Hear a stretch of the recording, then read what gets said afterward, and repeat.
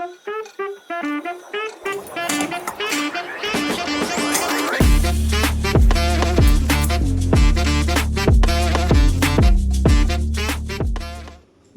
मी साक्षी।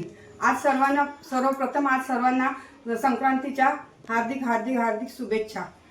तिळगुळ घ्या आणि गोड गोड बोला। आज आपण बनवणार आहोत तीळ आणि गुळाचा पाक, आणि तो एकत्र करून आपण तिळगुळ बनवणार आहोत। त्यासाठी आपण साहित्य बघूया। जवळजवळ 2 वाट्या तीळ घेतलेले आहेत आणि हे शेंगदाणे आहेत। एवढेच वाटी तीळ घेतलेले आहेत आणि शेंगदाणे घेतलेत 1 वाटी, आणि 1 वाटीच्या वरती थोडंसं गुळ घेतलेला आहे। वेलची आणि जायफळाची पूड करून ठेवलेली आहे, आणि थोडंसं आपल्याला साजूक तूप घ्यायचं आहे पाकासाठी। आपण सुरुवात करूया। पहिले आपण शेंगदाणे भाजून घेऊया, म्हणजे ते गार झाले तर आपल्याला बारीक करायला सोपं पडेल।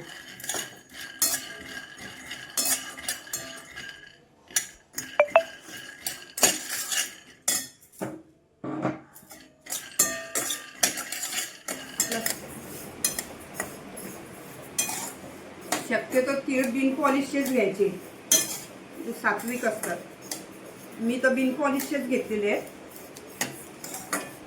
तर हे बघा, तडतड आवाज येतो। हे आपले तीळ भाजून झालेले आहेत।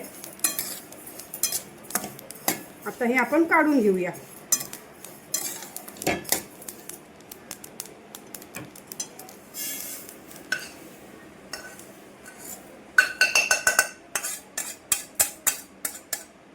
पाक करायला ठेवूया।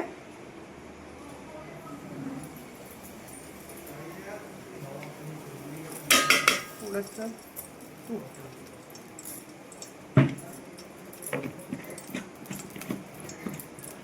हे बारीक याच्यावर परत ठेवायचं।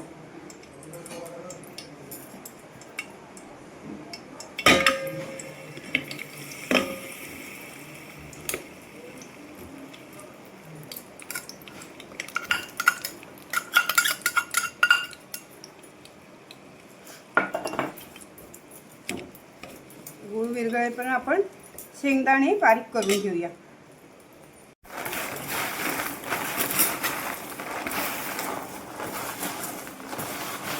तुपामध्ये चांगली निघतात। असं तूप असेल ना तर त्याच्यात पटापटा निघतात।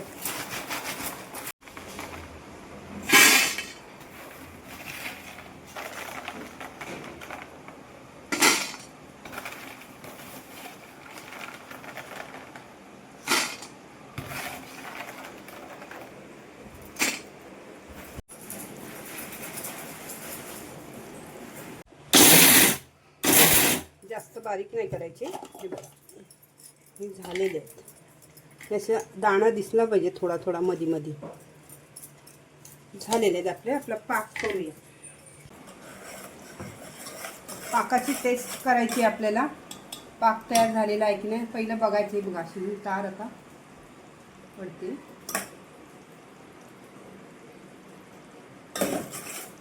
आता आपण पाण्यात टेस्ट करूया।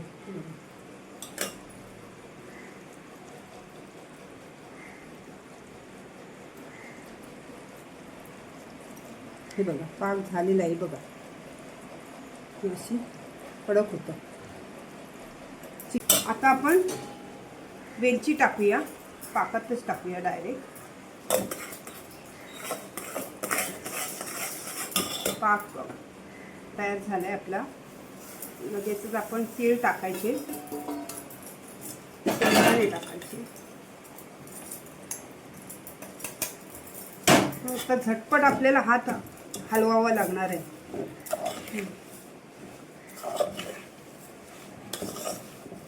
आणि पटापटा वळून घ्यावे लागणार आहे, कारण मग परत ते कडक होणार।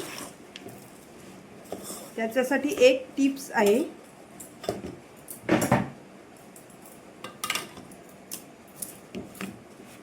ह्या कढईमध्ये मी पाणी घेणार आहे आणि ते गरम करणार।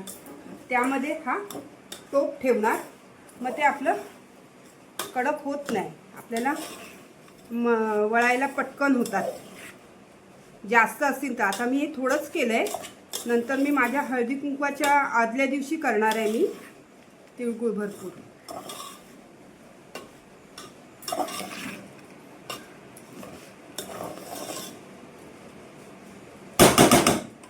हे बघा हे झालेलं आहे. आता गॅस बंद करते. हे गरम करत ठेवते पाणी. तोपर्यंत आपण तिळगुळ वळून घेऊ.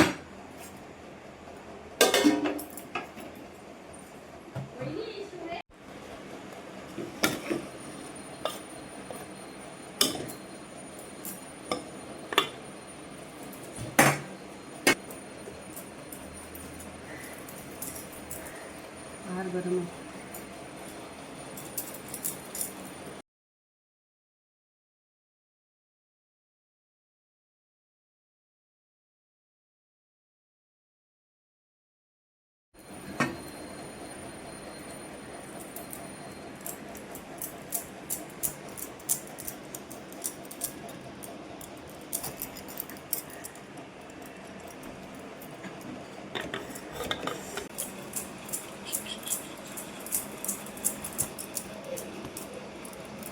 आता आपलं हे थोडंच आहे सारण. हे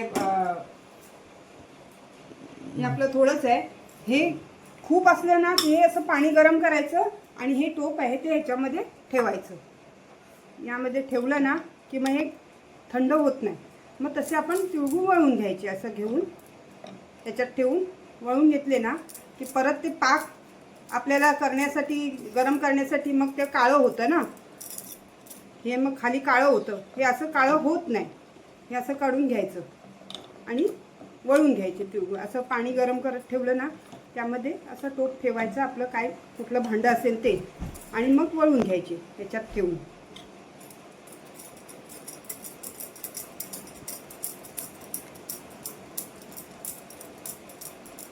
मग आपल्याला टोप गरम करावा लागत नाही. काळं होत नाही.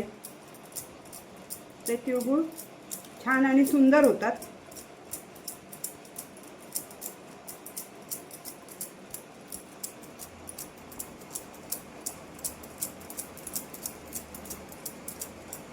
दुसरी एक टीप आहे.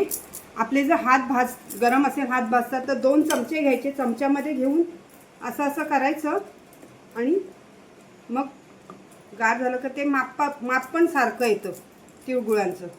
असं चमच्यामध्ये घेऊन करायचं. मग हात भाजत नाही. आता आम्हाला थोडी सवय आहे.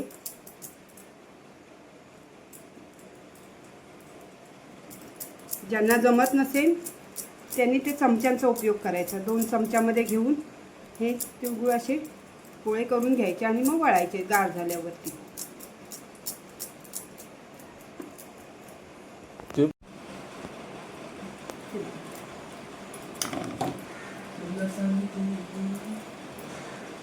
थोडंसं गार झालं ना का मग हातावर घ्यायचं. मग भाजत नाही.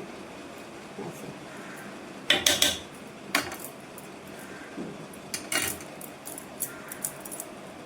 तसे